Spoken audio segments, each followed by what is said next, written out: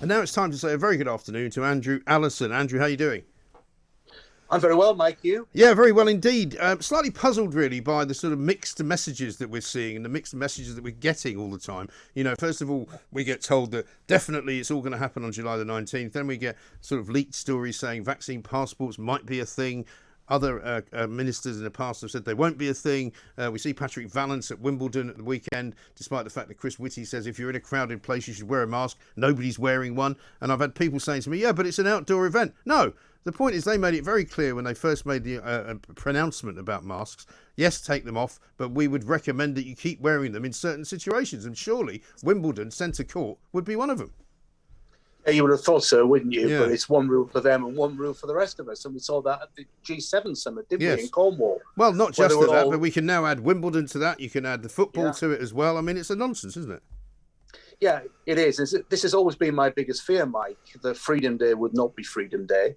That restrictions would be in place. I mean, the government is saying you're not forced by law to wear a mask, but we recommend that you wear a mask. And as you said, all these different businesses are coming up with different rules and regulations. So you can walk into Sainsbury's without a mask, but will you be able to walk into Morrison's or Asda or Tesco without one? Nobody really knows. The whole thing's a mess. Well, that's the trouble. And I fear as well that because of all these kind of zealots who think that we're all killing everyone if we're not wearing a mask, there will be situations where perhaps civil unrest will emerge and occur at various points. Because if you say, for example, you're going to get on a bus and they say to you, you must wear a mask to get on the bus, and you say, well, I don't want to.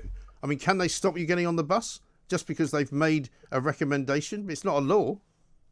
It's not a law, so you think that you probably could get on the bus, but I don't know. It depends what the different rules and regulations are for each individual company. And, the whole point of Freedom Day was that all these rules and regulations had gone. Yeah.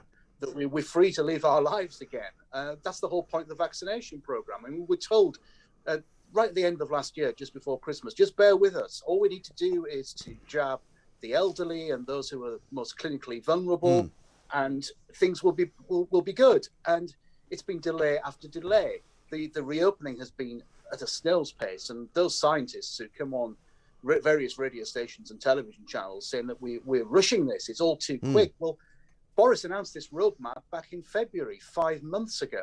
So it's certainly not being rushed. But we're going to have to wait and see. But I certainly will not show any proof of the vaccinations that I've had to enter a pub or a restaurant. I'm just not going to do it. No, I'm with you. I will not do that. And also, I've seen at the weekend there's a couple of organisations, chain of pubs called, I think it's City Pubs, who are saying that they're going to require masks to be worn while you enter the premises and go to a table. Well, I'm sorry, I'm not coming. Similarly with, I think it's Gaucho restaurants owned by Rare Group.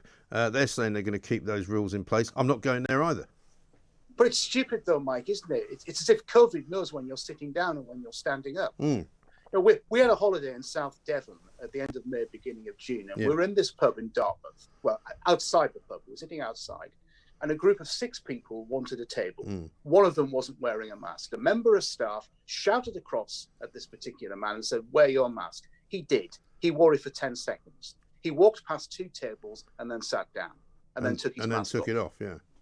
I mean, all of that is just nonsense. It is. And I mean, the hospitality people will say, well, it's because the government have made this the law, so we've had to do it. And I have some sympathy with that. But come July the 19th, it's no longer the law, so they shouldn't be doing that.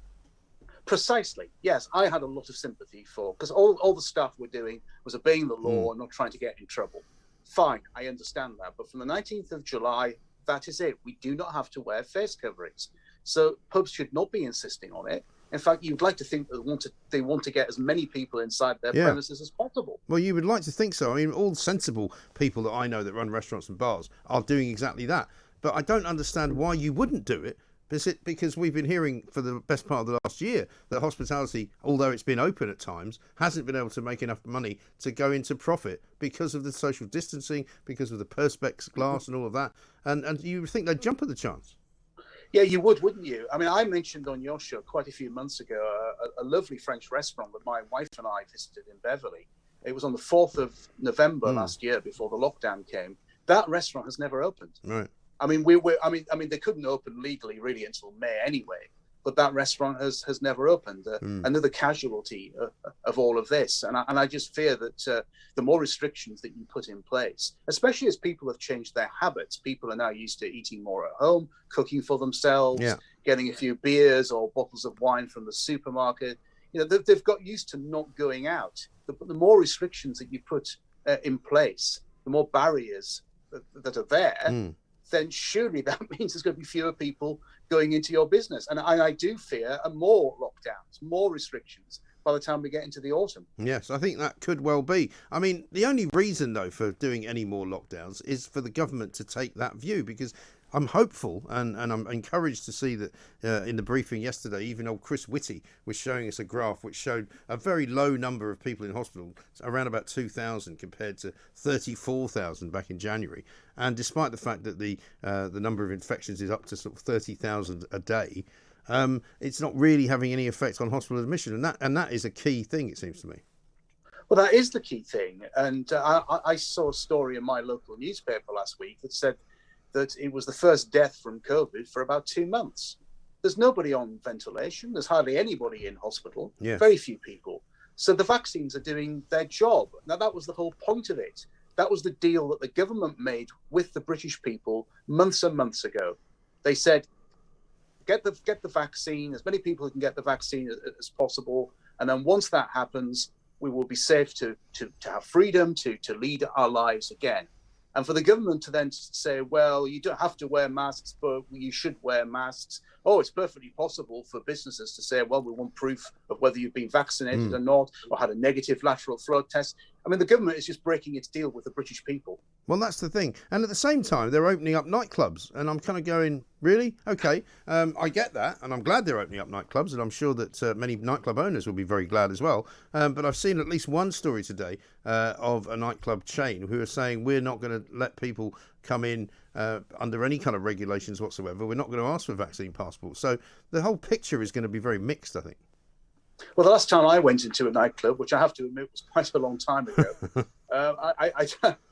I seem to remember it was full of young people.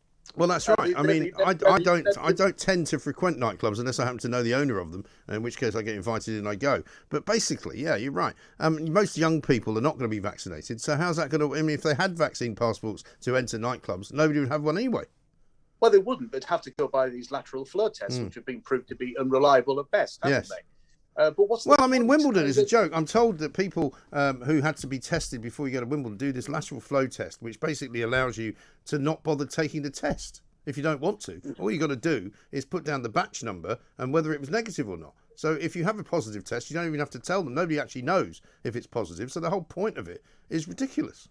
Yeah, I mean, the bottom line is how many people are getting seriously ill, how many people are going onto ventilators in hospital and in intensive care, how many people are dying, and it is very few because the vaccines are working. So why do we need to go through this whole rigmarole? I mean, we've had all the number of people on the streets. I mean, obviously some shocking scenes on the streets as well of violence. We've had all these people mixing together, and I can bet that yes, the number of COVID cases will go up. But the number of people getting seriously ill will not. And this is why we need to open up. I mean, Boris said in a press conference a week ago, if we don't do it now, when are we going to do it? Well, I totally agree. But you can't open up and then just say, we're going to put all these restrictions on you as well. And I've seen quite a few people on social media saying that if they're prevented from entering the premises of one establishment or another, there might be a flurry of lawsuits. I don't know whether you're familiar enough with the law, Andrew, to tell me the answer to this, but is there a legal kind of situation that you could invoke if you are not allowed into a shop, or you're not allowed into a shopping centre, or you're not allowed into a restaurant because you haven't been vaccinated or you refuse to show that you have? Well, I'm pleased you've asked me the question, because the answer is I don't know, but I think it's something that I need to find out. I think it's something we all need to find out. Yeah. Because if it is not the law of the land that you must wear a face covering, I can't see how individual shopping centres, as you mentioned, and other businesses can then start demanding it. Yeah. I mean, what I can tell you as of now is that, the shopping centre local to me, I used to wear a mask to go in there because I thought it was a courtesy to the people that were in there. That's what they asked for. The last few times I've been going in the last couple of weeks, I haven't bothered. And nobody's been there to tell me to wear one. Nobody's been there to stare at me and give me dirty looks. People, I think, are much more now accepting of the fact that there's going to be a lot of people not wearing a mask. Well, yes, and they're going to have to be prepared for that from next week, because I certainly will be wearing one. I mean, I considered after the 21st of June not wearing a face mask when I went into supermarkets, but I'm naturally someone who does obey the law. But after the 19th of July, the law has changed. Therefore, I'm not going to wear one. And I think many people will be in your boat, and as further the further it goes on, the more that will be the case. Because I'm really not buying the fact that 40% of people in this country still want to keep wearing one, or the 20% of people who apparently want to shut down nightclubs and casinos forever and never reopen them. I'm just thinking, I mean, who are these? Who are they? Who are they? I don't speak to any of them. I mean, I speak to all sorts of people in and out of politics. Good friends, acquaintances. I don't speak to anyone who actually says, "Oh yeah, I want to continue wearing face masks. I want all these restrictions to continue." Well, I say I don't come across anyone. I do come across the odd person, but they're very few and far between. The only people I see like that are the sort of numpties in the media who bang on trying to sort of virtue signal about how terrible everything is if we all get back into lockdown, while at the same time being spotted on centre court at Wimbledon or at the football. Yeah, well, yes, but I think you've got to remember that the British government, through behavioural scientists, has done a damn good job of terrifying the British people. Yeah, and there are some people who are genuinely terrified, and this is going to be another problem that we're going to have to address. And the government has got a lot to answer for right throughout this pandemic. I mean, we were originally told it was 3 weeks, then it was 6 weeks just to save the NHS. And here we are 16 months later still debating this. Well, this is it. And I don't think it's any accident that many of those advisors who are in SAGE are actually behavioural scientists, because that's what they've been hired for. They've been hired to try and change our behaviour. And quite frankly, I'm not doing it. I'm not putting up with it anymore. And I'm not doing what they want me to do. And if they try and nudge me in any particular direction, I'm going to run 100 miles in the opposite direction.